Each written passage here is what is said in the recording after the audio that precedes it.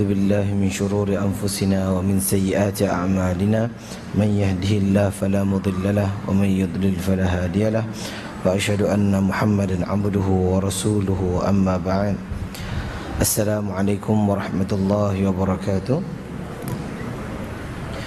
Alhamdulillahirabbil alamin. Puji dan syukur kepada Allah Subhanahu wa taala yang telah memberikan kita nikmat berkumpul di masjid Allah Subhanahu wa taala semata-mata untuk membacakan ayat-ayat Allah dan mempelajari makna-maknanya, dan mudah-mudahan kita diberikan rahmat, ya Allah Subhanahu wa taala memberikan sakinah, ketenangan dalam jiwa kita, dan mudah-mudahan Allah Subhanahu wa taala menjadikan amalan ini amalan saleh yang akan menjadi saksi di yaumul qiyamah untuk kita masuk ke dalam syurga Allah Subhanahu wa taala.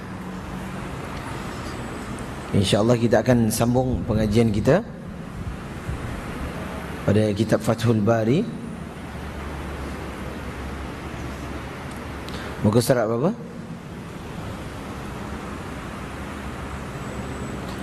430 432.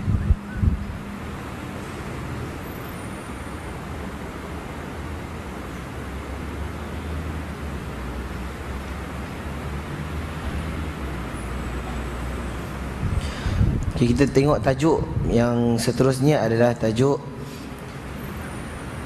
orang-orang yang menggauli isterinya.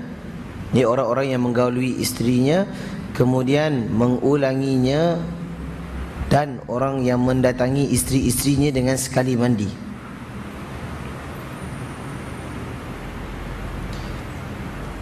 Ada tajuk nombor 12. Orang yang menggauli isterinya kemudian mengulanginya. Gaul isteri, maksud kemudian ulanginya. Ulangi itu maksudnya apa? Ulang isteri yang sendiri. Isteri yang tadi itu maksudnya isteri kita ada satu je. Jadi menggauli isterinya dan mengulanginya. Mengulang maksudnya berulang sekali lagi, kita tanpa mandi. Tidak ada pula orang yang mendatangi isteri-isterinya dengan sekali mandi. Maksudnya dia datang isteri-isterinya dengan sekali mandi. Dah habis yang pertama, gigit isteri yang kedua, dah habis yang kedua, isteri yang ketiga, keempat, ini sampai ke 12. Okey, jadi ini adalah tajuknya. Jadi dia punya kaitan dia dengan taharah, dengan mandi. Adakah dia perlu mandi ataupun tak perlu mandi? Dia perlu mandi ataupun tak perlu mandi. Jadi kita tengok hadisnya. An Ibrahim bin Muhammadin ibn al-Muntashir an abihi qala. Dapat tak hadis ni? Dapat semua dapat? An Ibrahim bin Muhammad bin al-Muntashir an abihi qala zakartuhu li Aisyah faqalat yarhamullahu Aba Abdurrahman kuntu utayyibu Rasulullah sallallahu alaihi wasallam fayatufu ala nisaihi thumma yusbihu muhriman ma yandakhu tiba. Diriwayatkan daripada Ibrahim bin Muhammad bin Al-Muntashir dari bapaknya, ia berkata. Jadi diriwayatkan daripada siapa? Daripada Ibrahim. Daripada Ibrahim bin Muhammad bin Al-Muntashir. Daripada bapaknya, an abihi. Qala zakartu, ia berkata aku menyebutkannya kepada Aisyah. Maka beliau berkata, semoga Allah merahmati Abu Abdurrahman, aku pernah memberikan harum-haruman kepada Rasulullah sallallahu alaihi wasallam. Abu Abdurrahman tu nisbah kepada siapa? Semoga Allah memberkati Abu Abdurrahman. Siapa Abu Abdurrahman? Cuba tengok dalam hadis tu. Aisyah tujukan kepada siapa? Bapaknya. Bapaknya. Abu Abdurrahman tu bapaknya. So bapak dia bertanya dengan Aisyah. Jadi Aisyah pun menjawab dulu dengan semoga Allah merahmati Abu Abdurrahman. Aku pernah memberikan harum-haruman kepada Rasulullah sallallahu alaihi wasallam. Jadi ini adalah antara sunnah nak bersama dengan isteri ataupun nak bersama dengan suami, kena pakai harum-haruman. Jangan balik kerja terus tak mandi tak apa. Jadi kena memakai pakaian-pakaian yang indah, kita kena memakai wangi-wangian, kerana itu adalah antara hubungan kita dengan isteri. Antara hubungan isteri dengan suami. Semoga Allah merahmati Abu Abdurrahman. Aku pernah memberikan harum-haruman kepada Rasulullah sallallahu alaihi wasallam. Kemudian ia mendatangi isteri-isterinya. Isteri-isterinya.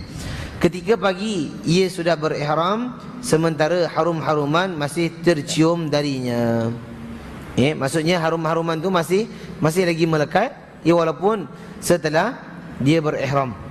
Jadi kerana itu Nabi sallallahu alaihi wasallam ketika pakai ihram, Aisyah mengatakan bahawa dia dapat cium bau wangiannya. Jadi boleh tak pakai dalam ihram pakai wangi-wangian? Boleh. Boleh belah. Tak boleh kecuali sebelum dia pakai ihram tu sendiri. Contohnya dia pakai wangi-wangian, tapi dia dah mandi pun masih lagi wangian tu melekat dekat badan dia. Jadi kalau dia dekat dalam ihram, dia dah pakai ihram tapi masih lagi berbau wangi-wangian, itu tak menjadi satu masalah. Yang tak bolehnya dia pakai ihram baru dia letak minyak wangi. Itu yang tidak boleh, yang tidak dibolehkan. Jadi pada tajuk ini kita akan bahaskan, boleh tak orang bersama, orang berjima kena mandi ataupun tak kena mandi, mana yang lebih afdal. Kita tengok keterangan hadis. Orang yang menggauli isterinya kemudian mengulanginya, para ulama telah sepakat bahawa mandi ketika hendak mengulangi bergaul dengan isteri tidaklah wajib. Underline tu, tidaklah wajib. Sepakat tak wajib. Tapi nanti kita akan tengok apakah yang lebih afdal. Yang sepakat tu tak wajib, tapi kita akan tengok apakah yang lebih afdal. Namun keterangan tentang disukainya, sekarang kita tengah highlight, adakah dia bagus atau tidak. Tentang disukainya perbuatan tersebut dinukil oleh Abu Daud dan An-Nasa'i daripada Abu Rafi' annahu sallallahu alaihi wasallam tafa dhata yawmin ala nisa'i yaghtasilu inda hadhihi wa yaghtasilu inda hadhihi, qala faqultu ya Rasulullah alla taj'aluhu ghuslan wahidan, qala hadza azka wa atyab wa athhar. Beliau sallallahu alaihi wasallam mendatangi isteri-isterinya pada satu hari. Beliau mandi di tempat isteri yang ini, dan di tempat isteri yang ini kemudian ia berkata, aku berkata, ya Rasulullah, kenapa anda tidak mandi satu kali saja? Beliau bersabda, ini adalah lebih suci, lebih baik dan lebih bersih. Jadi bab ni kita dah jumpa bahawa bab ni Nabi SAW tak mandi. Maksudnya tak mandi pada setiap isteri. Tapi ada riwayat yang lain, Nabi SAW mandi pada rumah yang ini, rumah yang ini, rumah yang ini. Tiap-tiap rumah dia mandi pada isteri masing-masing. Jadi ini kita panggil, kita nak buat jam'ul ahadis. Kita nak mengumpulkan semua ahadis tentang Nabi mandi atau tidak. Jadi sebelum keluarkan hukum, kena jamak dulu hadis-hadis ni. Kena jamak dulu, kena kumpul dulu, tengok Nabi SAW adakah semua keadaan dia tak mandi. Jadi kita mendapati ada kadang-kala Nabi SAW mandi, ada kadang-kala Nabi SAW tak mandi setiap isterinya. Kemudian para ulama berbeza pendapat. Jadi hadis ini, barang siapa yang mengatakan bahawa yang paling afdal adalah mandi berdasarkan hadis ni. Jadi kalau kita rasa kita nak mengulangi isteri yang, kita tak ada isteri yang kedua ke ada kat sini? InsyaAllah. Kalau ada isteri yang pertama, kalau seandainya kita nak mengulanginya, nak mandi pun dibolehkan. Dan kalau kita rasa itu afdal, kita boleh buat seperti mana yang berdalilkan dengan hadis ini. Tapi jangan pula hentam orang yang tak nak mandi. Kerana dua-dua ada hujah masing-masing. Jadi ini kita tengokkan afdaliyahnya. Tadi kan kita dah sebut bahawa para ulama ittifaq dan ijma' bahawa ulang mandi itu tak wajib. Cuma kita tengok mana yang lebih afdal. Ya, kerana Nabi SAW mengatakan apa? Ini lebih suci, lebih baik dan lebih bersih. Itu syahid dia kat situ. Itu yang menunjukkan bahawa itu lebih afdal. Kemudian para ulama berbeza pendapat tentang wuduk seseorang yang ingin mengulangi bergaul dengan isterinya. Tadi itu mandi. Sekarang kita masuk kepada wuduk. Jadi mandi itu paling afdal lah kalau kita nak gunakan, kerana Nabi cakap itu lebih baik. Of course lah, kalau mandi dengan tak mandi, mana lagi bagus? Mandilah, mandi lebih baik, lebih bersih, dan lebih selesa. Tapi kalau tak nak mandi, para ulama katakan seandainya dia tak larat nak mandi, atau mandi nak gunakan air yang banyak dan sebagainya, dia boleh berwuduk. Boleh berwuduk. Jadi mandi itu yang pertama. Selepas mandi dia berwuduk. Kalau tak nak mandi, dia boleh berwuduk. Dalilnya Abu Yusuf berkata, hal itu tidak dianjurkan. Kemudian para ulama berbeza pendapat tentang wuduk seorang yang ingin mengulangi bergaul dengan isterinya. Abu Yusuf berkata, hal itu tidak dianjurkan. Sementara majoriti ulama berpendapat bahawa hal itu adalah sunnah. Tu underline lagi, bahawa itu adalah sunnah. Majoriti para ulama mengatakan itu adalah sunnah. Sedangkan Ibnu Habib Al-Maliki dan ahli Zahir, Az-Zahiri mengatakan bahawa hukumnya adalah wajib. Hukumnya adalah wajib. Ni kita mengatakan ini dah masuk khilaf dia lah. Yang tadi kita dah nukilkan ijma' itu adalah sunnah. Betul? Jadi kita akan nukilkan pula bahawa ini adalah wajib menurut ulama-ulama Zahiriyah. Mereka beralasan dengan hadis Abu Sa'id, di mana ia berkata, Rasulullah SAW bersabda, "Idza ata ahadukum ahlahu thumma arada an ya'uda falyatawadda." Adanya falyatawadda bainahuma wudu. Jadi ada kat situ ada fi'il amr. Ada fi'il amr, falyatawadda, maka berwuduklah. Maka berwuduklah. Jadi Nabi SAW bersabda, jika salah seorang di antara kalian mendatangi isterinya kemudian hendak mengulanginya, maka hendaklah ia berwuduk di antara kedua waktu itu. Diriwayatkan oleh Muslim melalui jalur Abu Hafs dari Asim dari Abu Mutawakkil. Jadi faham kenapa mereka mengatakan itu adalah wajib? Kerana adanya perintah di situ. Adanya perintah di situ, dan kita tahu bahawa ulama-ulama Zahiriyah, ulama-ulama Zahiriyah akan ambil kepada hukum zahir hadis itu. Dia akan ambil hukum zahir hadis itu. Dia akan ambil dan dia biasanya tak akan takwil kepada pendapat-pendapat yang lain.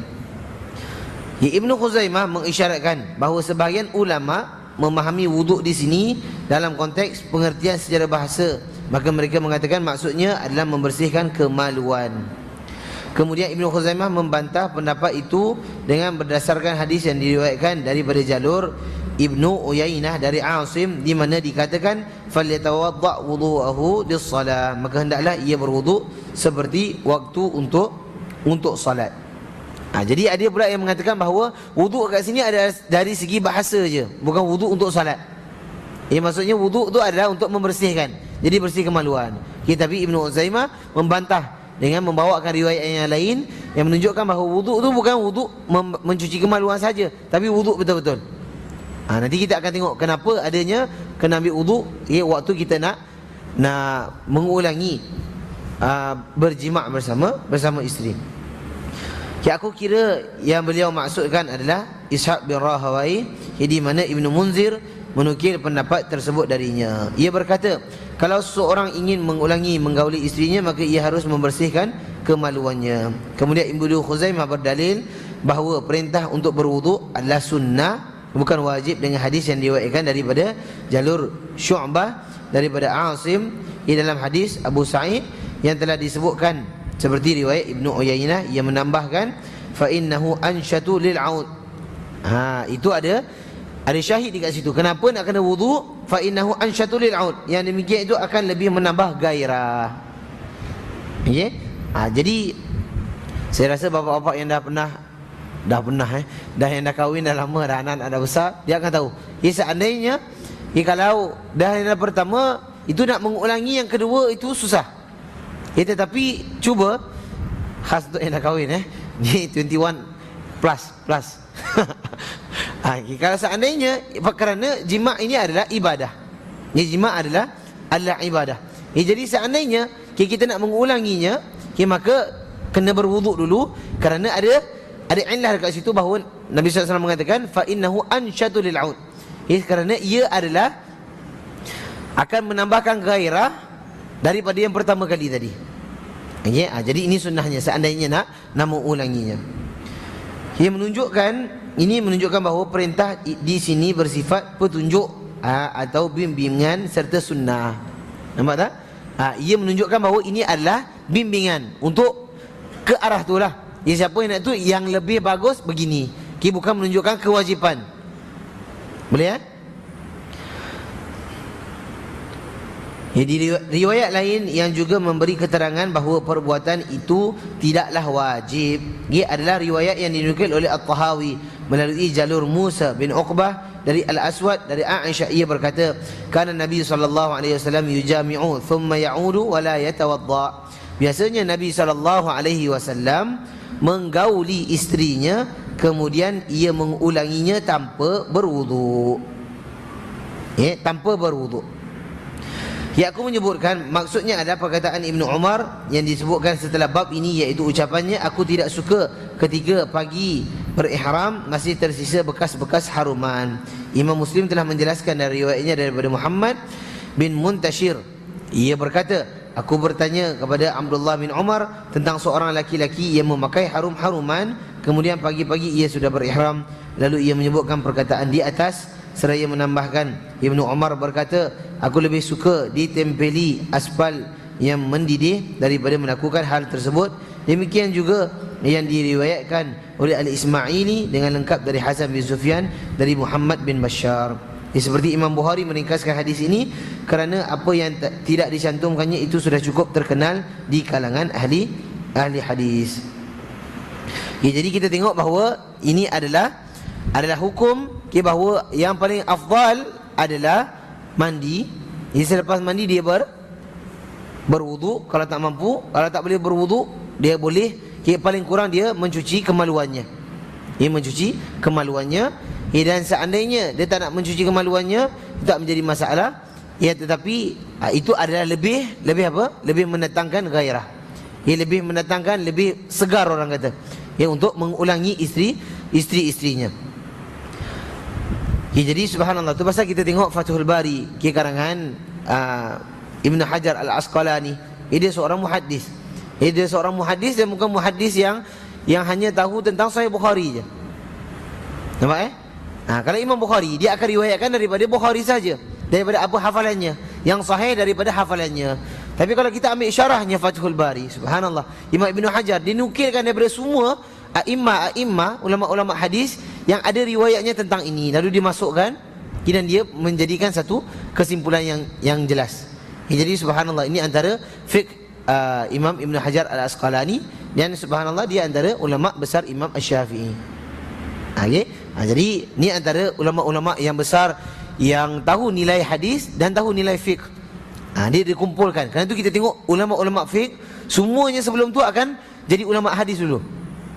Dah jadi ulama hadis, dah kumpul semua hadis-hadis yang ada, barulah dia datangkan conclusion hukum-hukum begitu.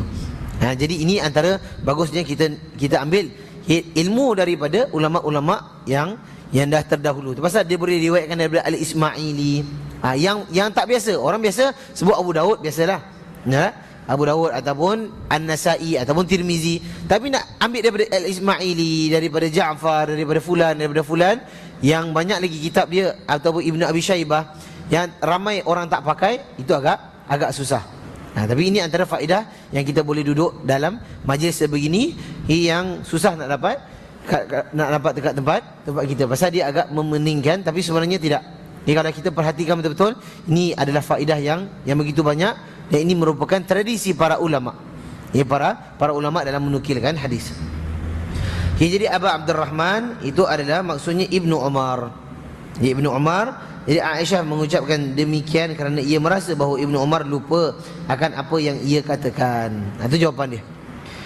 Sebab kalau ia ingat apa yang dilakukan Rasulullah, tentu ia tidak berpendapat seperti itu. Fayatufu, lalu mendatangi. Ini adalah kiasan dari bersenggama. Bersenggama tahu tak tahu? Saya rasa tahulah. Ibu faham bersenggama? Bersenggama tahu maksudnya berjima' lah. Dia adalah kiasan fayatufu. Dan dia tak menggunakan fayujami'u. Kalau nak gunakan fayujami'u tu boleh, dan dia berjima'. Tapi dia menggunakan bahasa kiasan fayatufu. Yatufu tu apa? Tawaf. Bukan maksudnya dia tawaf. Tengok, Assalamualaikum, jalan, angkat takbir. Ni Assalamualaikum, tawaf je satu malam. Tidak. Maksudnya dia berjima' tapi dengan guna bahasa yang baiklah. Bahasa yang baik. Dari sini menjadi jelas hubungan antara hadis dengan judul bab di atas. Al-Ismaili berkata, ada kemungkinan maksudnya adalah jima', senggama, dan ada kemungkinan juga maksudnya adalah memperbaharui perjanjian akad dengan mereka. Saya katakan kemungkinan pertama dikuatkan oleh hadis yang mengatakan bahawa beliau SAW dia beri kekuatan 30 orang lelaki. Jadi ini antara mukjizat para anbiya. Mukjizat para anbiya adalah seorang nabi akan diberikan kekuatan untuk berjima' 30 orang lelaki punya kekuatan. Ni pun 21xxx jadi seorang lelaki kalau dia baru berkahwin dan dia bersama dengan isteri dia, ni orang dah kahwin tahu susah nak cakap kat sini. Tapi kita kena cakap lah pasal ini adalah ilmu. Jadi Nabi SAW diberikan kekuatan jima' kepada isteri dia dengan kekuatan menyerupai ataupun melebihi 30 kekuatan seorang lelaki. Ini lelaki Arab lagi. Dia beza dengan lelaki Asia. Lelaki Melayu lah contohnya. Tapi kita tengok kerana saiz dia yang besar, dan dia punya tu pasal kalau kita tengok mereka makan kambing 2 orang 1 ekor tu biasa. Pernah tengok orang makan kambing 2 orang? Tak pernah biasa kalau kita nak makan kambing, kita makan dagingnya. Tapi kalau kita pergi Arab, makan nasi kambing, kepala dia dekat tu, lidah terkeluar. Saya tengok, tapi dia orang makan, orang korek mata dia. Inilah mata kambing. La ilaha illallah. Gitu menyeramkan. Tapi itu bagi mereka itu satu benda yang biasa. Tapi itu kalau makan kambing dia memang ada panas sikit. Jadi itu antara kekuatan mereka. Jadi ini, tapi tak semua orang maksudnya yang ini khas untuk Nabi. Dan para anbiya itu diberikan kekuatan 30 orang untuk sekali berjima'. Jadi itu pasal tak menjadi heran Nabi SAW. Kita akan bahas, boleh tak seseorang itu tawaf pula, boleh tak seorang itu berjima' dengan isteri-isterinya pada satu malam? Boleh atau tidak?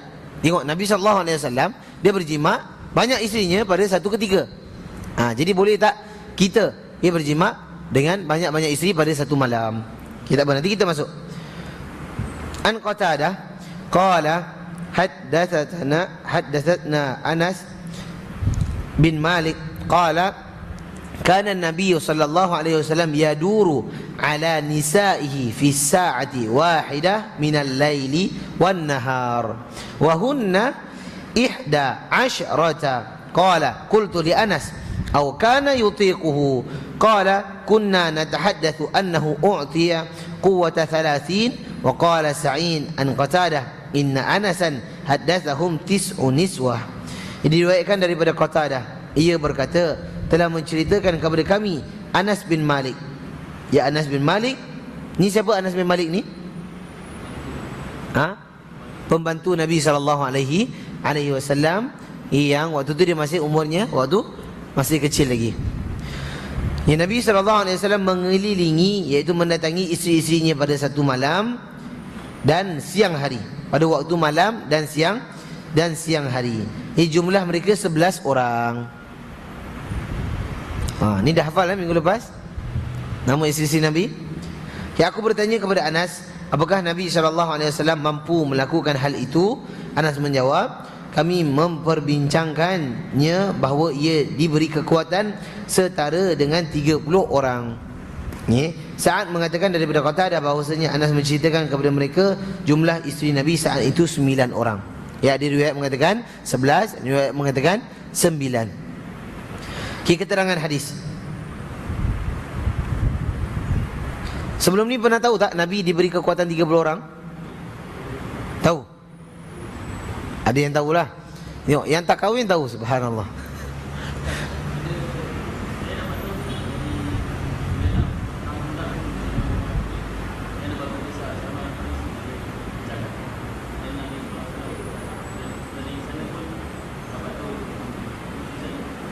Betul?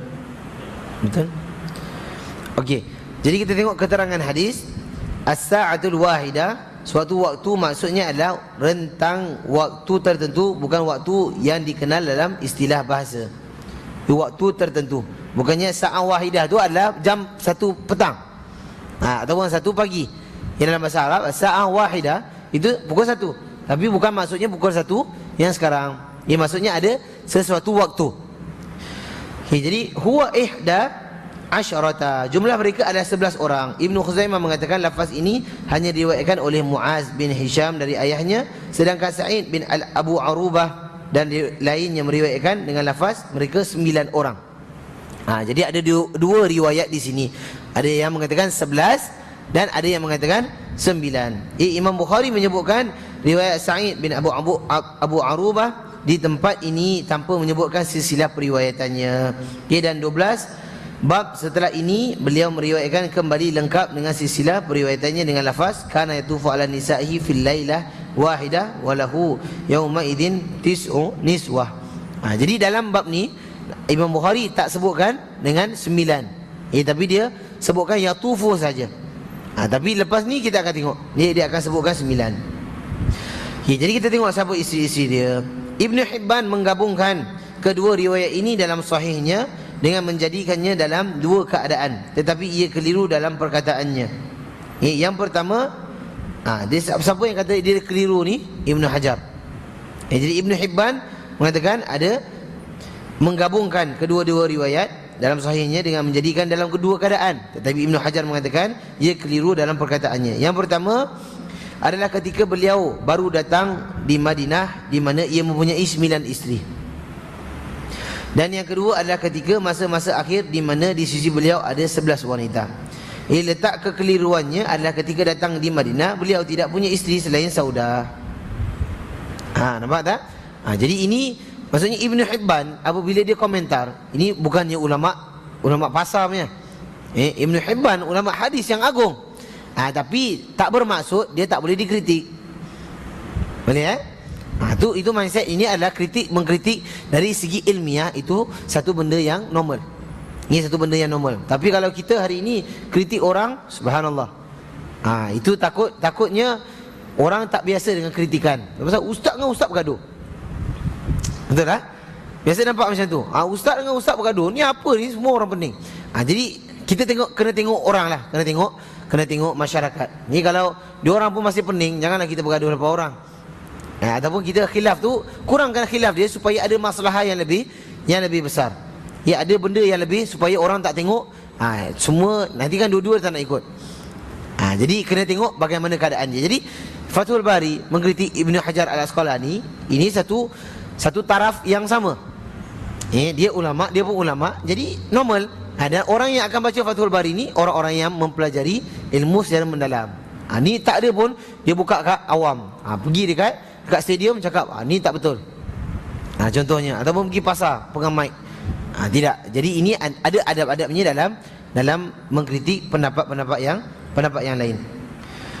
Jadi dia katakan apa? Bahawa ketika dia datang di Madinah, beliau tidak punya isteri selain Saudah. Dan ketika sampai di Madinah, barulah beliau hidup bersama Aisyah. Betul tak? Nabi SAW kahwin dengan Aisyah di Mekah.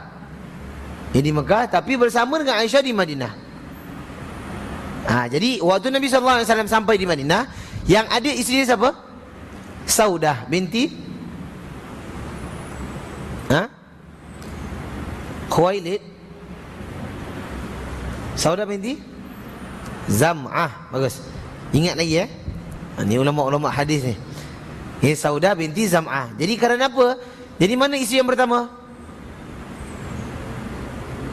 Dah meninggal. Kerana Nabi SAW hijrah selepas kematian isterinya. Selepas Isra' Mi'raj. Kan Nabi SAW dah matinya Khadijah, dah matinya Abu Talib. Lalu Allah SWT nak tenangkan Nabi. Allah SWT Isra' Mi'raj kan baginda alaihi salatu wassalam. Lalu Isra' Mi'raj naik ke mana? Naik ke langit lah. Naik ke langit dan turun balik ke bumi. Naik ke langit dan turun ke bumi. Itu menunjukkan adanya naik dan turun. Itu pasal Allah Subhanahu Wa Taala berfirman, nazala bihi ruhul amin. Maka diturunkan. Nazala, tanzil. Allah sebut kat Al-Quran tu tanzil, yang diturunkan. Maksudnya apa? Maksudnya adalah Al-Quran dan malaikat semuanya daripada atas. Atas ke bawah itu namanya turun. Ada orang tak faham turun tu apa. Turun faham kalau daripada bawah ke atas itu namanya apa? Naik. Allah, dah macam kindergarten lah. Tapi tidak. Kerana ini istilah yang mudah, tapi orang buatkan dia sulit. Turun tu bukan turun. Habis turun kalau bukan turun apa dia? Turun kalau tak turun apa? Steady je. Tegak je kat situ. Jadi itu bukan maksudnya. Jadi maksudnya Al-Quran tu diturunkan. Diturunkan. Dan Nabi SAW Isra' Mi'raj dinaik dan diturunkan semula. Betul tak? Nabi SAW dapat perintah solat di mana? Di atas. Di atas. Dan lepas tu Nabi SAW turun dan bawa berita itu ke dunia. Nampak? Itu adanya naik dan turun. Ini bukan maksudnya kita nak menukarkan maksud-maksud yang kepada yang lebih jauh daripada maksud yang sebenar. Lalu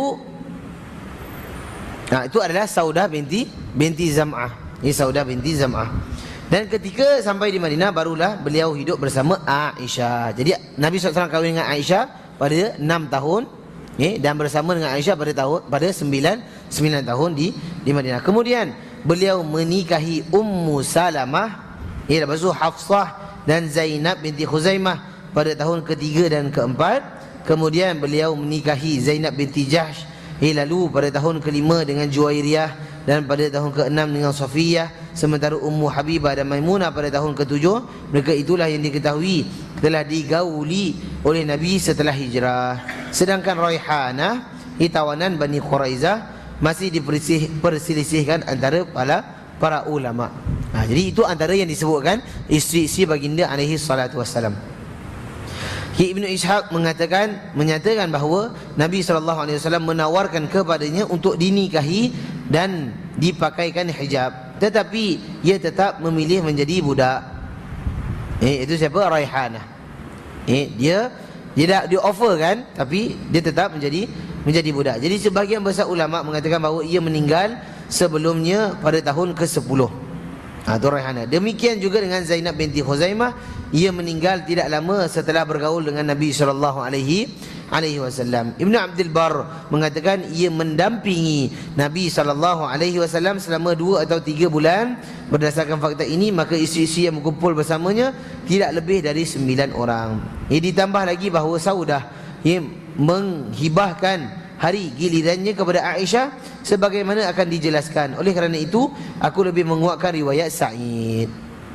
Jadi itu riwayatnya. Jadi Saudah, kerana Nabi SAW kahwin dengan Saudah, waktu tu usia dia dah agak tua.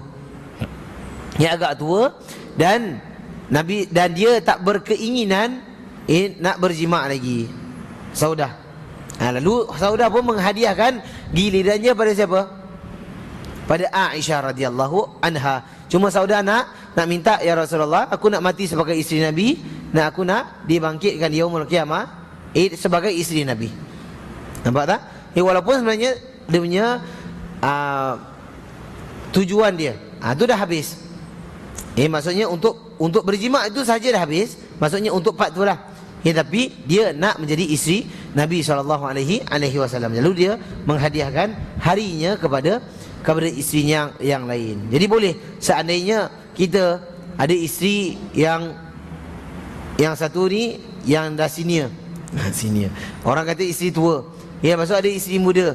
Jadi kalau isteri tua dah tak berkeinginan nak berjima', maka kita boleh, isteri yang tua tu boleh bahagikan waktunya, ataupun boleh mengizinkan, tak apalah malam ni abang dengan fulan. Itu kalau dia boleh bagi macam tu je dah bagus. Kalau boleh lah. Kalau tak boleh tak apalah, nak buat macam mana? Okey. Jadi ini antara, tengok bagaimana dia bertoleransi di antara para isteri. Tetapi riwayat Hisham ia mengandung kemungkinan bahawa ia memasukkan Maryah dan Raihanah ke dalam kelompok isteri-isterinya. Ia memakai kata isteri-isterinya kerana kebanyakan dari wanita tersebut berstatus sebagai isteri beliau sallallahu alaihi wasallam. Jadi riwayat yang 11 dengan riwayat yang 9, yang 9 itu ada hujah yang kuat, tapi yang 11 pun ada hujahnya. Cuma yang mengatakan bahawa Nabi masuk Madinah waktu tu dah ada 9, itu agak lemah. Yang seperti mana yang diriwayatkan oleh Ibn Hibban, pasal waktu tu ada saudah saja. Tapi kalau dia mengatakan ada 9 dengan ada 11, itu boleh. Kerana itu digabungkan. Lebih daripada 9 itu ada 11, dan itu belum mencampur yang dah meninggal. Jadi isteri-isterinya itu banyak. Jadi Ad-Dimyati mengungkapkan dalam kitab sirah perjalanan hidup yang dikumpulkannya orang yang meneliti perihal isteri-isteri Nabi SAW, baik yang digaulinya, itu satu, diakadkan sahaja; kedua, ditalak sebelum digauli; ketiga, atau hanya sekadar dipinang tanpa akad; keempat, maka jumlahnya sampai 30 orang. Tadi yang kita sebut 11 ke 9, itu yang dah confirm Nabi SAW kahwin dan yang berjima' dengannya ataupun bersatu dengannya. Itu pun ada yang Nabi SAW kahwin tapi tak bersatu dengannya. Jadi khilaf. Jadi bukan khilaf, dia banyak keadaan. Ada yang kahwin tapi dan berjima', ada yang kahwin tak berjima', ada yang dia kahwin saja tapi dia tak sentuh pun. Ada yang dah kahwin tapi talak. Tu yang dah kumpul-kumpul semua ada 30 orang. Itu pasal tak menjadi satu keaiban untuk Nabi SAW kahwin lebih daripada 4. Dan boleh dalam riwayat sampai 30 orang. Itu pasal kalau kita ambil buku Azwajun Nabi, Azwajun Nabi, kita akan nampak bahawa nak dekat 30 orang yang disebutkan semua nama-nama yang pernah bersama dengan Nabi SAW, sama ada dengan talak ataupun tak dengan talak, sama bersama ataupun tak dengan bersama. Itu memang ada jumlahnya kalau kita tengok. Dalam Al-Mukhtarah, dari jalan yang lain, dari Anas dikatakan Nabi SAW menikahi 15 wanita yang digauli 11 orang, dan ketika beliau meninggal jumlah isterinya 9 orang. Sekali lagi, Nabi SAW mengahwini 15 wanita, yang digauli ada 11 orang, dan ketika beliau meninggal jumlah isterinya 9 orang. Abu Fatah Al-Yamiri ia juga menyebutkan nama-nama mereka. Kemudian Al-Maghlatai ia juga menyebutkannya dengan jumlah melebihi apa yang disebutkan Ad-Dimyati. Namun Ibn Qayyim mengingkarinya. Yang benar adalah bahawa jumlah banyak yang disebutkan adalah kerana perbezaan beberapa nama. Wallahu ta'ala a'lam.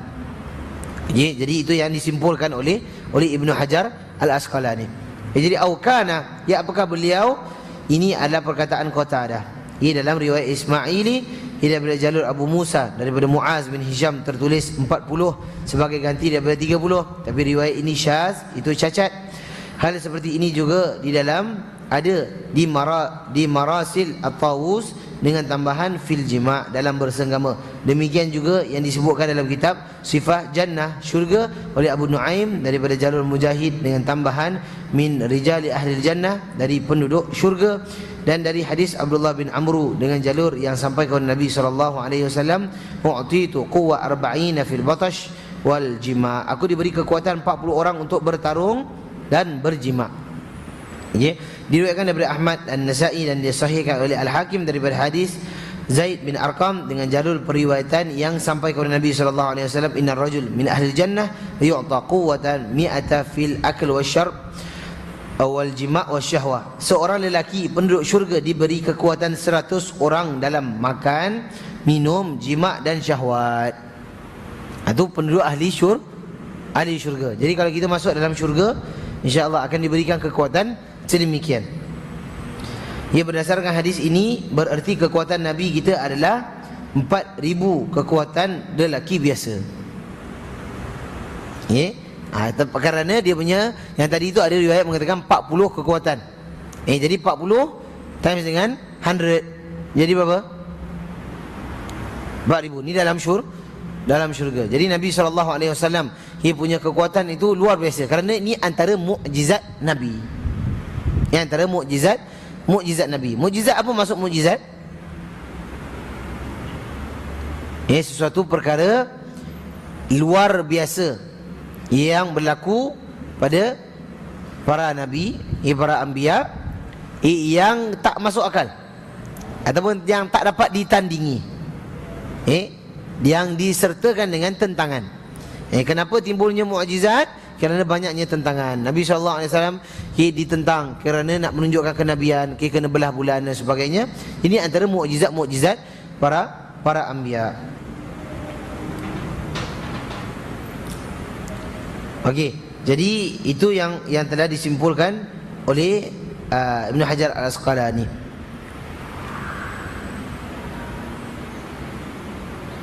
Kita tengok Ibnu Munir, tengok perenggan yang seterusnya. Ibnu Munir berkata, dalam hadis tentang berkelilingnya Nabi kepada isteri-isterinya, ini tidak ada keterangan yang sesuai dengan judul bab di atas, kerana ada kemungkinan beliau mengiringi isteri-isteri tersebut dan setiap beliau melakukan senggama maka beliau mandi. Kemudian ia mengatakan kemungkinan yang demikian itu terjadi pada malam hari lebih dekat.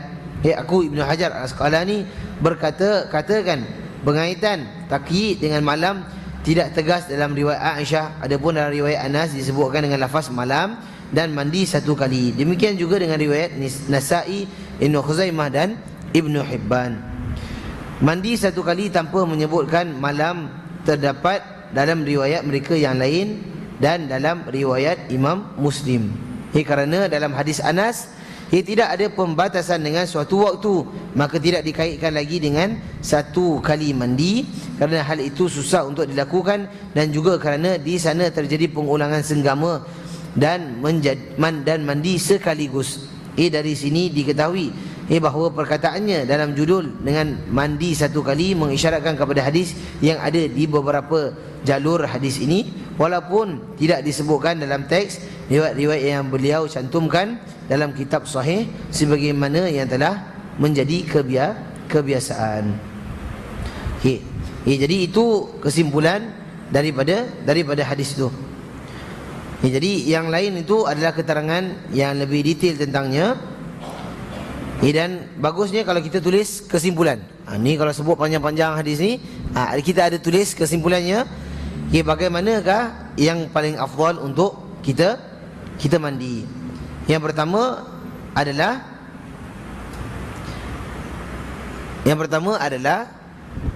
mandi antara dua jima'. Ini mandi antara dua persetubuhan. Itu yang pertama. Seperti mana yang kita dah sebutkan tadi, riwayat yang mengatakan Nabi SAW mandi, Nabi SAW berjima' dan dia mandi. Mandi pada setiap rumah masing-masing isteri-isterinya. Itu yang pertama, paling afdal. Dan seandainya dia malas, fa'in takasal, seandainya dia malas ataupun dia tak kuasa, maka disunatkan untuk dia mengambil wuduk.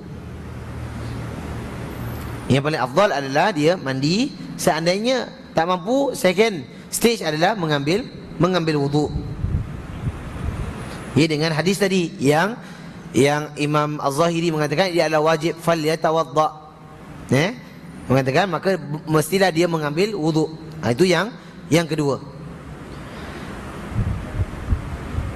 Dan yang ketiga, seandainya dia malas untuk mengambil wuduk, dia hendaklah mencuci kemaluannya. Seperti mana yang telah dinukilkan daripada Umar bin Khattab dalam hadis Muslim, bahawa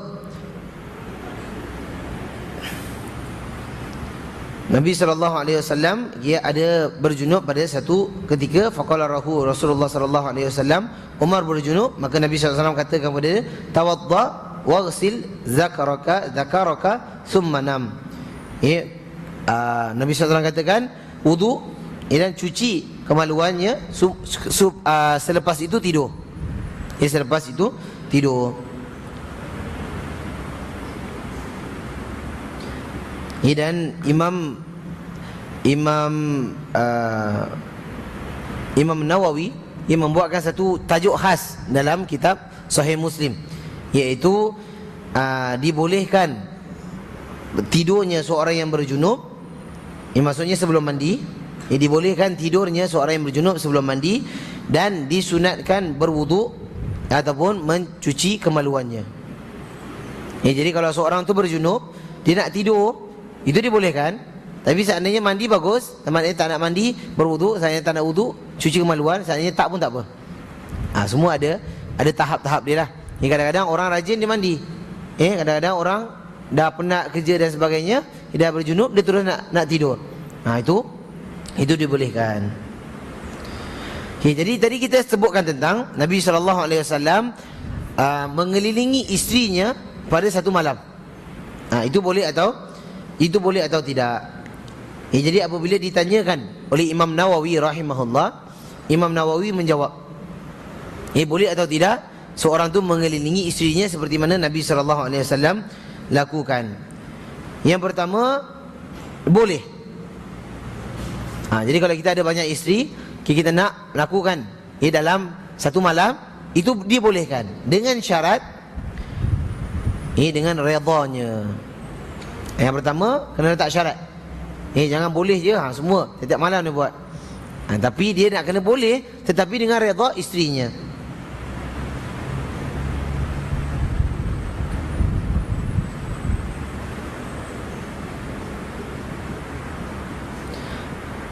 Yang kedua, kenapa Nabi SAW dia buat sedemikian adalah pembahagian untuk Nabi SAW dengan isterinya. Adakah wajib Nabi SAW duduk pada isterinya satu malam, besok satu malam isteri dan isteri malam, ataupun Nabi SAW boleh masuk semua orang pada satu malam? Itu ada khilaf ulama. Ini khas untuk Nabi. Tapi kalau kita memang kena bahagikan waktu-waktu kita. Tapi untuk Nabi, Nabi SAW adakah wajib ataupun adakah dia menjadi harus bagi Nabi SAW untuk berganti-ganti pada satu malam? Itu ada khilaf di kalangan ulama. Yang ketiga jawapan dia, Nabi SAW buat sedemikian adalah bila dia balik daripada safar. Nabi SAW bila dah pergi travelling, Nabi SAW balik daripada safar, maka Nabi SAW akan buat sedemikian. Pasal nak tunggu turn, ramai tak isteri? Ramai. Jadi itu antara sebab yang Imam An-Nawawi sebutkan sedemikian. Wallahu ta'ala a'lam.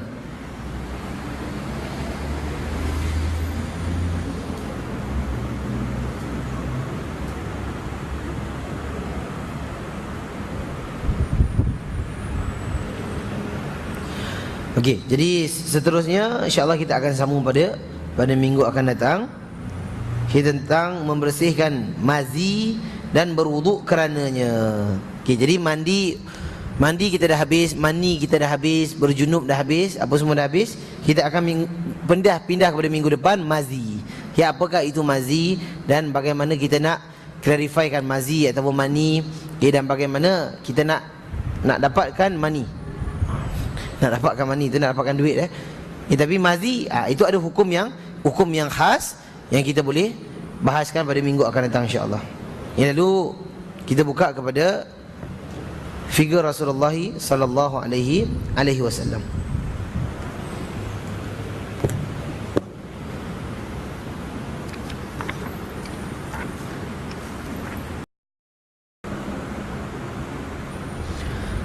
Kita berhenti di mana?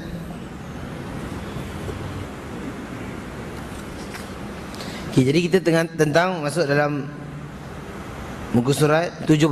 Betul? Betul tak? Surat 76. Kita masih lagi dalam bab tentang sandal Rasulullah sallallahu alaihi wasallam. Sandal. Yang kita dah tahu bahawa sandal Rasulullah sallallahu alaihi wasallam ada tali. Betul tak? Ada tali, ada penjepit. Jadi apabila kita sebutkan tentang sandal Rasulullah, itu adalah tali yang kena pada, kalau kita biasa pakai capal tu kan, dia punya join dia dekat antara ibu jari tu. Betul? Itu dia punya tali yang satu, dan tali dia melingkar. Dia melingkar pergi ke belakang. Jadi ini antara para ulama katakan tentang sifat sandal Rasulullah sallallahu alaihi wasallam itu adalah sandal yang akan meringankan kaki. Maksudnya dia kalau kita pakai macam slipper Jepun, dia agak berat. Pasal dia punya stres dia kat depan. Yang kat belakang dia tak ada support. Betul tak? Tapi kalau kita pakai sandal yang tali dia sampai ke belakang, ataupun sekarang punya sandal yang macam-macam, dia ada dia punya strip dia ada punya apa-apa lah pun. Yang penting kalau dia boleh support ke belakang, itu lebih meringankan kaki. Tapi Syekh Abdul Razak mengatakan bahawa ini semua ikut zaman lah.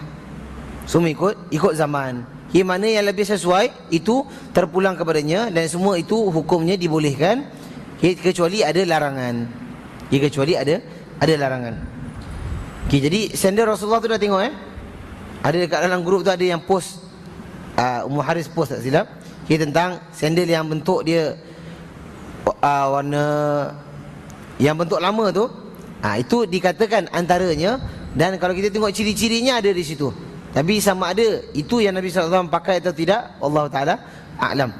Dan seperti mana kita katakan bahawa sandal itu dipakai di kaki. Sandal dipakai di kaki. Subhanallah, sekarang songkok ada sandal. Pernah nampak? Songkok, kalau tengok songkok, biasa songkok Malaysia tu, ada sandal kat atas tu. Macam manalah songkok boleh ada sandal? Sedangkan sandal tu sandal. Songkok tu songkok lah. Jadi begitulah Nabi SAW, kita tak pernah pun letakkan sandalnya atas songkok, ataupun atas serban dia.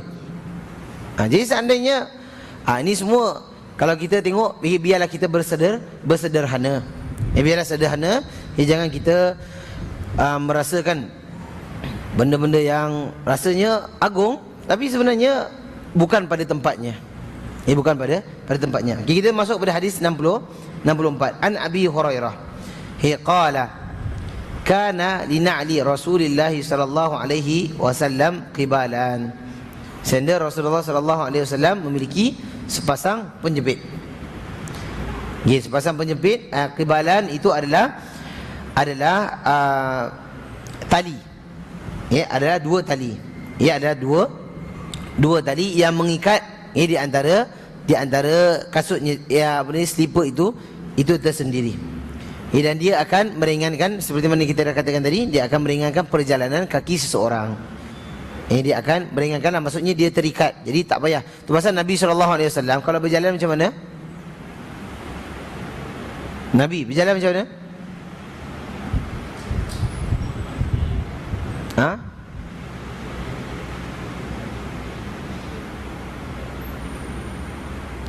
Nabi berjalan pakai sandal macam mana? Nabi SAW kalau berjalan, dia angkat kaki dengan laju, letak dengan perlahan. Ingat tak? Hadis mula-mula dulu.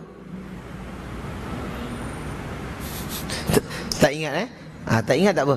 Tapi Nabi SAW, kenapa antaranya kalau pakai sandal, yang ada tali tu yang ke belakang, jadi dia tak ada menyerit. Kalau kita pakai slipper Jepun, kalau pakai terompah lagi, kalau zaman dulu punya masjid kan, ada terompah, ketok. Orang nak buang hajat pun apalah bising ni. Pasal apa? Pasal dia tak ada antaranya. Kerana dia tak ada tali ataupun sandal yang ke belakang yang boleh cengkam dia punya slipper. Jadi adanya sepasang penjepit, iaitu adalah qibalan. Jadi kita tengok hadis ke-65. Amru bin Hurais yaqul. Sebelum tu Abu Hurairah, siapa nama dia?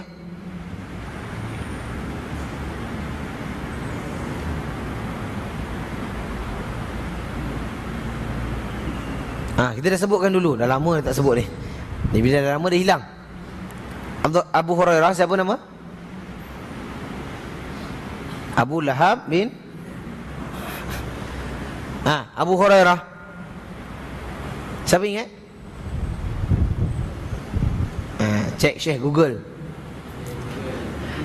Abu Hurairah nama dia, tulis kat tepi tu Abdul Rahman.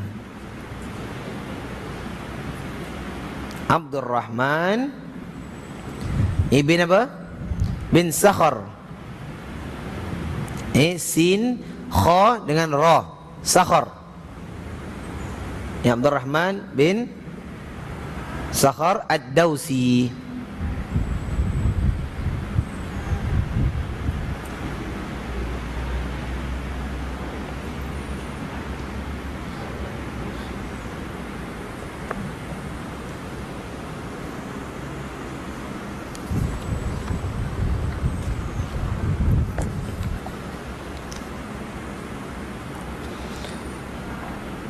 Okey, jadi seterusnya kita tengok hadis ke-65.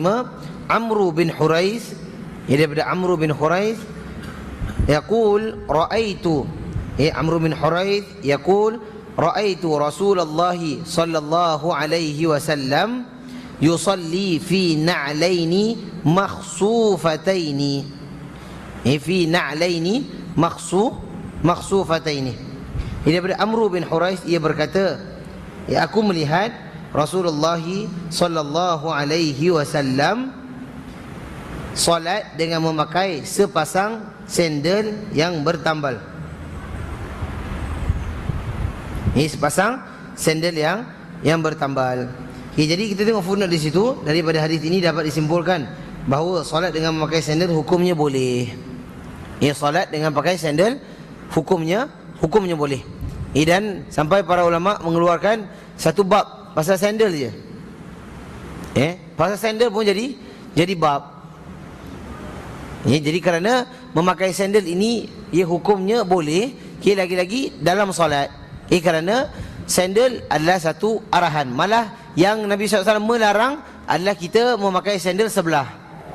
Itu pasal ada dalam adab-adab memakai sandal. Jadi kalau kita pakai sandal, kaki mana dulu? Buka kaki mana dulu? Kiri. Tadi masuk masjid, buka sandal kaki apa? Betul. Ingat ke tak ingat? Ingat. Buka kaki kiri dulu. Ke campak satu sana satu sini.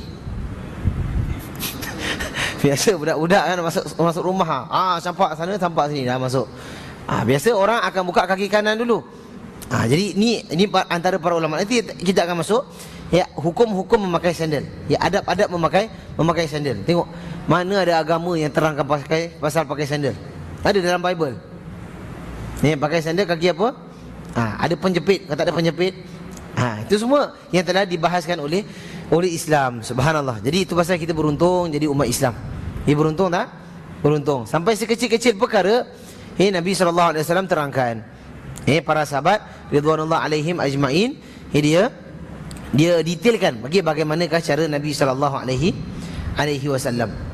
Jadi kita tengok bahawa dalam solat Nabi SAW boleh pakai sandal. Jadi seperti mana kita dah katakan bahawa kita boleh pakai sandal ketika kita solat.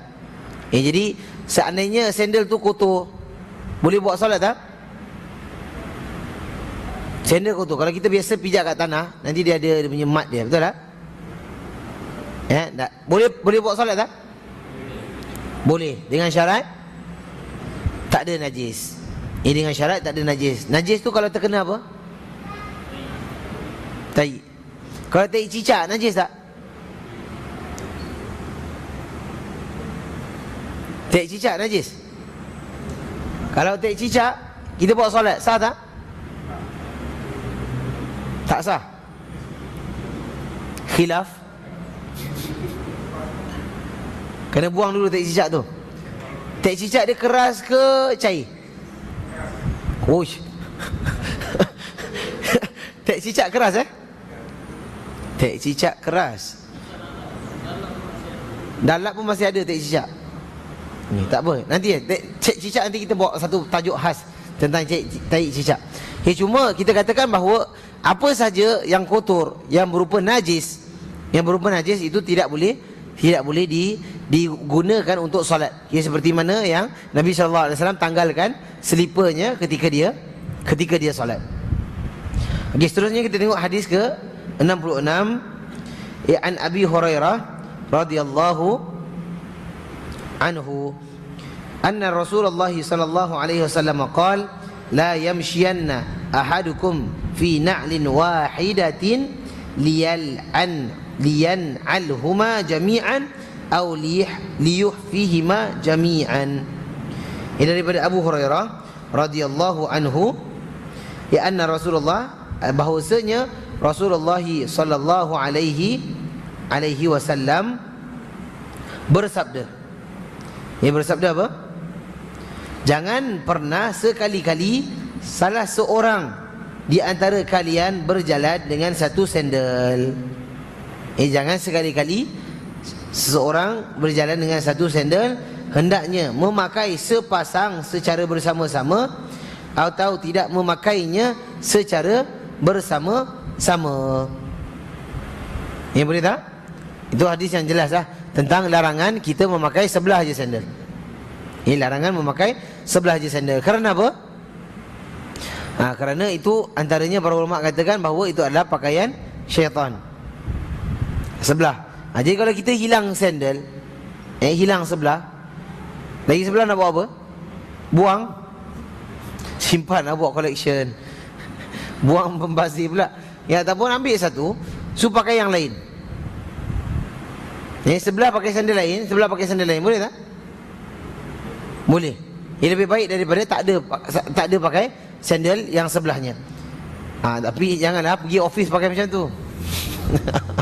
Sebelah kasut merah, sebelah kasut hijau. Ataupun sandal yang berlainan. Jadi itu dibolehkan. Dan yang tak boleh tu pakai sebelah saja. Tetapi kita tengok tempat juga.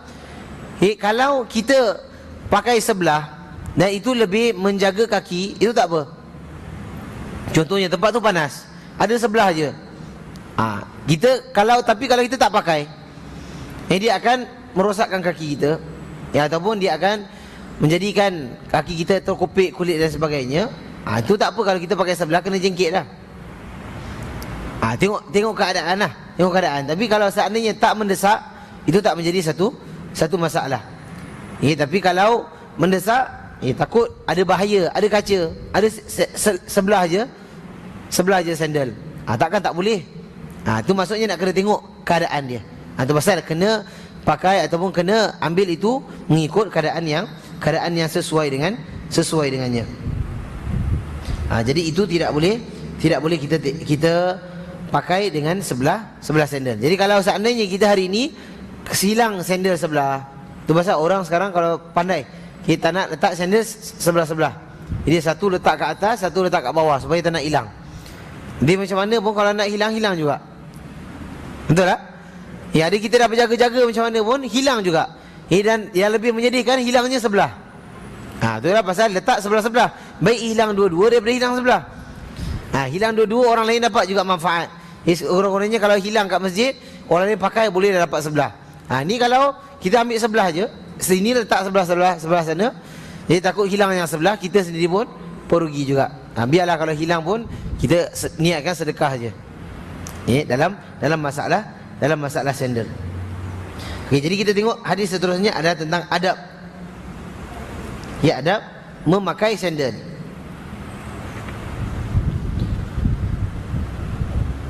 An Abi Hurairah, an Jabir anna Nabi sallallahu alaihi wasallam naha ay ya'kula ya'ni ar-rajul bi shimalihi aw yamshiya fi na'lin wahidah. Ini bahawa Nabi sallallahu alaihi wasallam melarang seorang untuk makan dengan tangan kiri dan berjalan dengan satu sandal. Jadi itu adalah satu larangan, iaitu makan dengan tangan kiri. Makan dengan tangan kiri kita dah katakan hukumnya apa?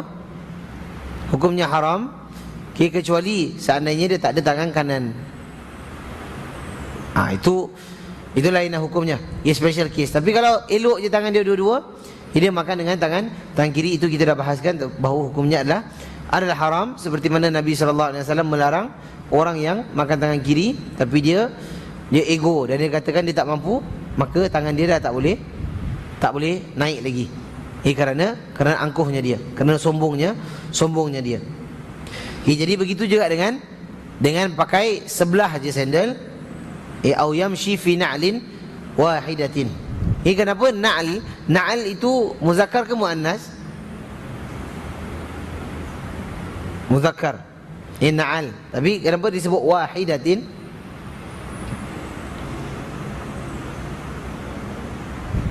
Tak apalah, itu kena masuk kelas bahasa Arab lah. Kena masuk kelas bahasa Arab. Yang nanti kita boleh bahaskan secara terperinci. Okey, dan kita tengok hadis seterusnya, hadis ke-68. An Abi Hurairah radhiyallahu anhu anna Nabiy sallallahu alaihi wasallam qala, "Idza ta'ala ahadukum falyabda' bil yamin." Ya, apabila jika salah seorang wa idza naza'a falyabda' bis shimal. Ya, fal takun awwalahuma tun'alu wa akhirahuma tunza'u. Ini hadis yang agung. Daripada Abu Hurairah radhiyallahu anhu bahwasanya Rasulullah sallallahu alaihi wasallam bersabda, jika salah seorang di antara kalian memakai sandal, maka hendaknya dimulai dari sebelah kanan. Jadi itu underline. Nak pakai sandal, kena pakai dengan apa? Masuk dengan kanan. Dan jika akan melepaskannya, maka hendaknya dimulai dari sebelah kiri. Hendaknya sebelah kanan menjadi yang pertama kali dipakai dan menjadi yang terakhir kali dilepaskan. Subhanallah. Ni dulu dekat kindergarten belajar tak? Tak belajar. Tak belajar Saya rasa kita pun tak belajar tentang bagaimana nak pakai kaki yang mana satu. Betul tak? Nak tanggalkan mana satu itu wallah alam. Setakat ni belum pernah lah ada orang ajar. Kecuali Nabi SAW. Tengok, ini sebuah hadis. Nak riwayatkan hadis senang tak? Susah. Nak riwayatkan hadis bukan senang. Kita nak menjadi orang yang siqah, tu kita dah masuk pada syarat-syarat dia. Jadi Nabi SAW ajar benda ini, bukan satu benda yang simple. Ini adalah satu adab yang berharga dalam Islam. Dan ini adalah adab Islamiah. Jadi kita nampak macam alah, leceh lah. Betul tak? Leceh lah. Tetapi inilah yang Nabi SAW ajarkan kepada umatnya supaya beradab dalam semua perkara. Itu pasal Nabi SAW diutuskan liutammima makarimal akhlak.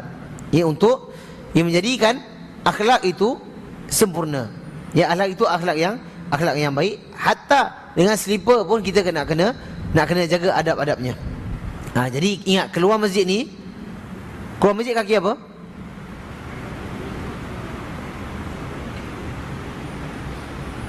Keluar masjid kaki?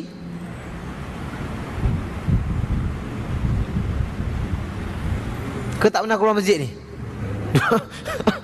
Tak ada jawapan ni. Duduk je sini.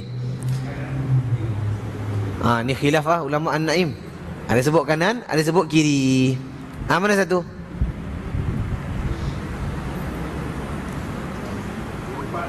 Lompat dua-dua. Subhanallah. Nanti kita nak tengok. Semua kena lompat dua-dua. Okey, kanan ke kiri keluar masjid? Okey, masuk masjid kaki apa? Kanan lah, confirm. Keluar masjid.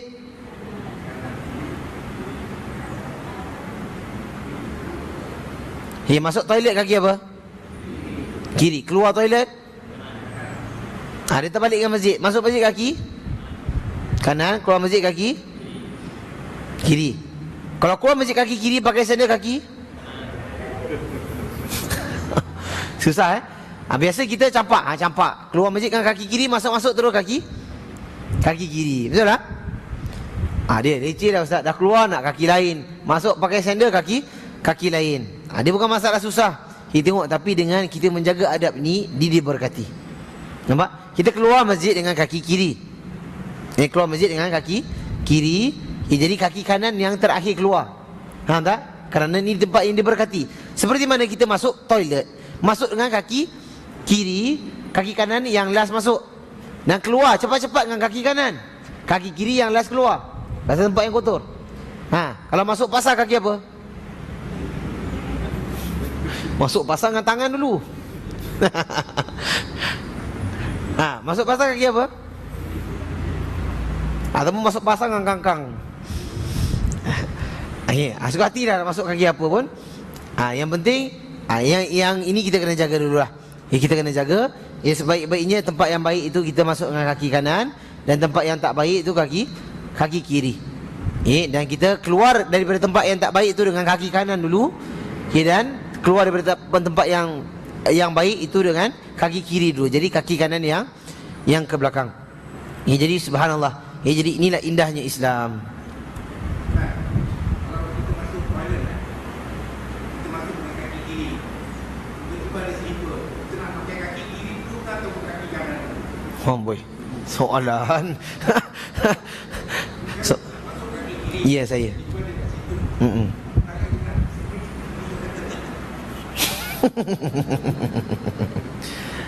Ni kelakar.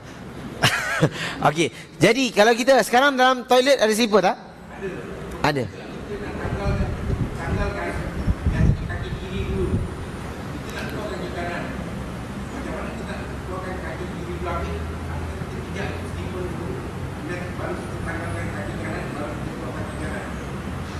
Okey, jadi jawapan dia, kita masuk toilet pakai slipper dulu. Jadi settle masalah. Okey, jadi macam ni. Biasa sekarang ni slipper akan ada dalam toilet. Ini kubikel, betul tak? Dalam setiap toilet dia suruh leave the slipper in the toilet. Betul tak? Dia tak boleh keluarkan slipper tu. Okey.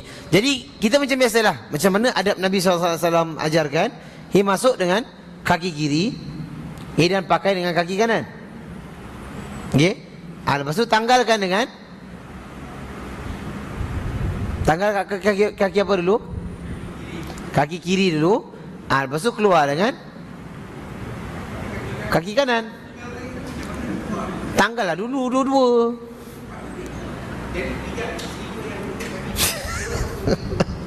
Iyalah, pijaklah macam mana pun, ataupun panjat atas toilet bowl tu. Bergayut baru buka pintu. Ya loncat. Jadi pandai-pandai lah. Itu bukan kerja saya nak pergi tengok setiap toilet. Kaki mana? Buka kaki mana? Itu pandai-pandai lah, insya-Allah. Kalau seandainya mampu, kita buat yang termampulah. Seandainya tak mampu, kalau kita nak cepat, kalau nak terkencing, ni kejap nanti dulu. Dah terkencing dekat atas floor. Tu pandai-pandailah fikir sendiri.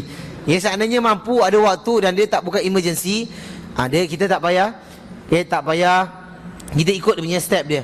Tapi seandainya tak ada emergency, semua pun main hentam je lah. Kerana itu dah dalam keadaan darurat. Kerana apa kita bahaskan sedemikian? Kerana kita lebih berhak untuk mengikuti sunnah Nabi daripada orang-orang lain. Daripada orang-orang yang tak pernah dengar pun. Orang nak solat je dah susah, macam mana nak pakai slipper kaki apa. Jadi mudah-mudahan Allah SWT memberkati usaha kita dan menyantuni bagaimanakah akhlak Nabi SAW dalam berpakaian, dalam memakai slipper. Subhanallah, tu pasal ini baru hadis yang sikit. Imam Tirmizi mengumpulkan tentang slipper, tetapi banyak lagi hadis-hadis yang Imam Tirmizi tak masukkan dalam tentang slipper dalam bab ni. Kerana kita akan jumpa lagi banyak hadis-hadis tu. Jadi kita dapati bahawa inilah akhlak Nabi alaihi salatu wassalam. Jadi insya-Allah yang hadis yang seterusnya kita akan sambung pada minggu akan datang dengan membahaskan persoalan tadi. Nak kena masuk slipper, nak masuk toilet dengan kaki apa, pakai slipper, buka slipper. Jadi kalau contoh kita buka baju, kita ada baju dengan seluar, buka apa dulu?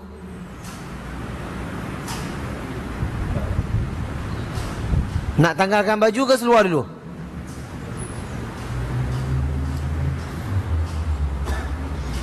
Kau buka spek dulu. Buka spek dulu nak tanggal baju ke seluar dulu?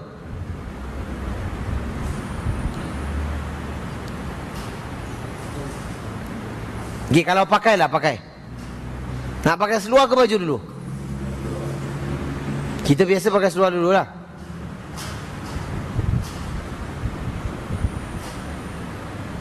Kita jumpa minggu yang akan datang, insya-Allah. Itu ada adabnya. Nak pakai baju ke seluar dulu, itu ada adabnya. Dan nanti kita akan masuk bab libas. Bab libas iaitu bukan melibas orang. Bab libas tu adalah bab pakaian. Bab pakaian nanti kita akan bahaskan bagaimana adab dalam berpakaian pula. Ini baru pakai slipper je dah pening kepala. Jadi insya-Allah mudah-mudahan Allah Subhanahu Wa Taala memberkati majlis kita di dalam dalam menyayangi Nabi sallallahu alaihi wasallam. Macam ni, majlis macam ni sayang Nabi tak? Sayang Nabi lah. Dah memang kita belajar tentang Nabi sallallahu alaihi wasallam. Jadi kita jangan letakkan mindset kita nak sayang Nabi kerana ada cara yang tertentu. Cara nak menyayangi Nabi sallallahu alaihi wasallam, nak cinta kepada Rasulullah sallallahu alaihi wasallam dengan majlis ilmu. Kerana itu kita jumpa dalam bab-bab yang pertama bahawa majlis Rasulullah sallallahu alaihi wasallam adalah majlis ilmu. Majlis ilmu, iaitu adalah majlis Rasulullah sallallahu alaihi wasallam. Lagi-lagi Nabi sallallahu alaihi wasallam menjadikan dalam masjidnya itu semuanya majalis. Majlis adalah tempat-tempat duduk yang akan sentiasa mengingati Allah dan Rasulnya. Kita mengingati zikrullah, zikir kepada Allah Subhanahu wa taala, dan mudah-mudahan kita mendapatkan syafaat baginda alaihi salatu wassalam dengan izin Allah Subhanahu wa taala atas kecintaan kita kepada baginda alaihi salatu wassalam. Insya-Allah kita jumpa lagi pada minggu akan datang dan kita akan bahaskan lebih lanjut tentang tajuk-tajuk yang akan datang, dan mudah-mudahan Allah Subhanahu wa taala merahmati kita dan Allah Subhanahu wa taala mematikan kita dalam husnul khatimah, dan mudah-mudahan Allah Subhanahu wa taala masukkan kita ke dalam syurga al-firdausil a'la minal jannah. Amin ya rabbal alamin. Ini baca doa belum? Dah baca Sayyidul Istighfar belum? Belum. Baca kan? Allahumma laka sumtu. Doa Sayyidul Istighfar. Allahumma anta rabbi la ilaha illa anta khalaqtani wa ana abduka wa ana ala ahdika wa wa'dika mastata'tu a'udzu bika min syarri ma sana'tu abu'u laka bi ni'matika alayya wa abu'u bi dhanbi faghfirli fa innahu la yaghfiru dhunuba illa anta. Jadi kita tutup dengan tasbih kafarah. Subhanakallahumma wa bihamdika nashhadu an la ilaha illa anta nastaghfiruka wa natubu ilaik. Wabillahi taufiq wal hidayah. Wassalamu alaikum warahmatullahi wabarakatuh.